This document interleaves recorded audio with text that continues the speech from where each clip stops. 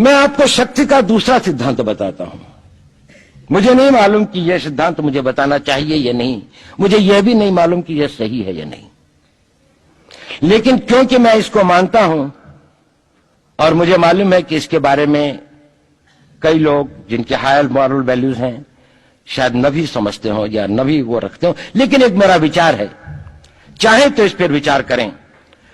सब नहीं तो कुछ न कुछ लोगों को शायद इस विचार से कुछ सोचने की और कुछ करने की प्रेरणा मिलेगी। इतिहास दुनिया की सबसे बड़ी अदालत है, इससे बड़ी अदालत कोई नहीं है। सुप्रीम कोर्ट में क्या हुआ, हाई कोर्ट में क्या हुआ, लड़ाई के मैदान में क्या हुआ, इलेक्शंस में क्या हुआ, ये सब बातें आती हैं चली जाती हैं, बाद में रह जाता है केवल इतिहास। और इतिहास का निर्णय हमेशा उसके पक्ष में गया है जो शक्तिशाली था। इसने कभी उसका साथ नहीं दिया जो न्याय के साथ था, जो सही था। अगर ऐसा होता तो दिल्ली में बाबर रोड होती है, बाबर रोड है लेकिन राणा सांगा रोड नहीं है, क्योंकि बाबर आया, विजयी हुआ, राणा सांगा हार गया।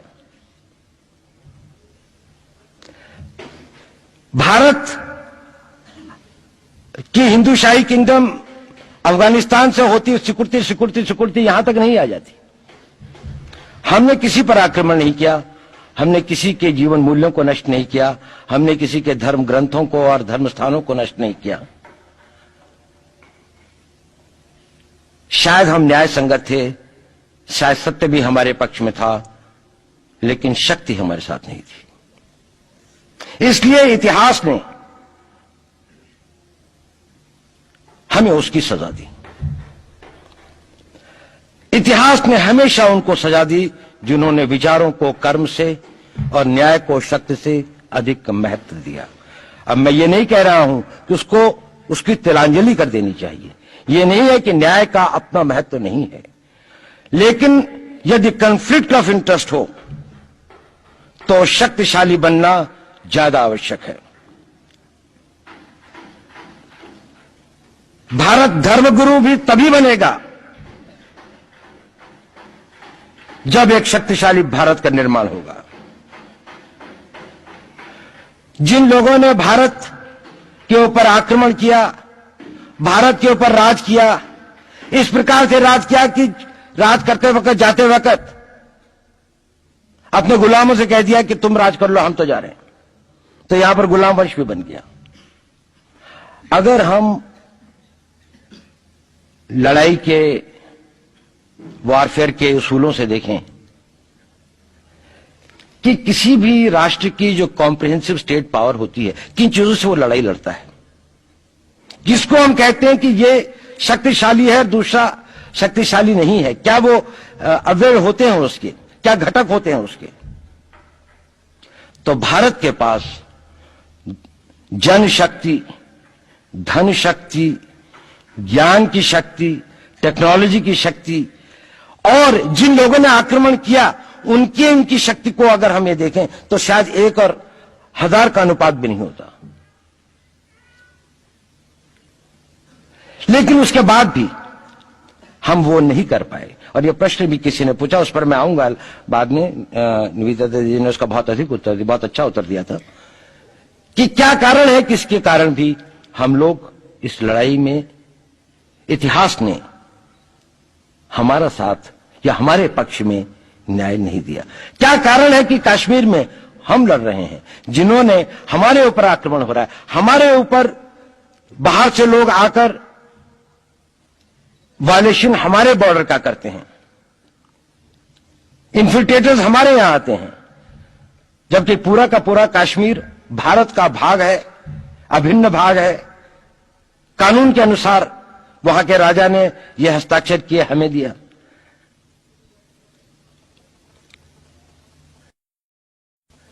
क्या कारण है कि करोड़ों की संख्या में बांग्लादेश से लोग भारत में आते हैं, हम बाड़ लगाते हैं, वो लोग वहां से मना करते हैं कि आप हमारे आदमियों को आने दीजिए, और हम कुछ नहीं कर पाते। और भारत में 2 करोड़ नागरिक रहते हैं। हम हर एयरपोर्ट के ऊपर में इमिग्रेशन की चेक पोस्ट लगाते हैं कि कहीं पर कोई एक आदमी बिना पासपोर्ट के या बिना वीजा के भारत में प्रवेश न कर जाए। यहां पर लाखों की संख्या में, करोड़ों की संख्या में लोग आते हैं। सुप्रीम कोर्ट भी ये वो करता है कि जिन लोगों ने जो इसके लिए जिम्मेदार हैं, उन्होंने जो काम किया है वो भारत के ऊपर आक्रमण के बराबर काम किया है। और वही सरकार उस सुप्रीम कोर्ट के 25 जुलाई 2005 के निर्णय के 3 दिन के अंदर में एक नया अध्यादेश जारी करके उन सारे के सारे कानूनों को फॉरेनर्स एक्ट के अंदर में इनकॉर्पोरेट कर लेती है, क्योंकि जो वो IMDT एक्ट था उसको सुप्रीम कोर्ट ने नल एंड वॉइड कर दिया। ये सब बातें हमें सोचने और समझने की आवश्यकता है। एक कारण, मैं ज्यादा चीजों में नहीं जाना चाहता, इतना समय भी नहीं होगा, कि भारत विदेशों से इतना नहीं हारा। अंग्रेजों ने भारत के खिलाफ कोई लड़ाई ऐसी नहीं जीती जिसमें कि अंग्रेजों की फौज में भारतीय सिपाही नहीं थे। चाहे वो पहले बंगाल नेटिव आर्मी थी, 1857 के अंदर में सिखों और गुरखास ने उनका साथ दिया। जब सिखों से लड़ाई हो रही थी तो बाकी लोगों ने उनका साथ दिया। हमेशा नेटिव आर्मी उनके साथ थी। जब जब आक्रमण वेस्ट से हुआ,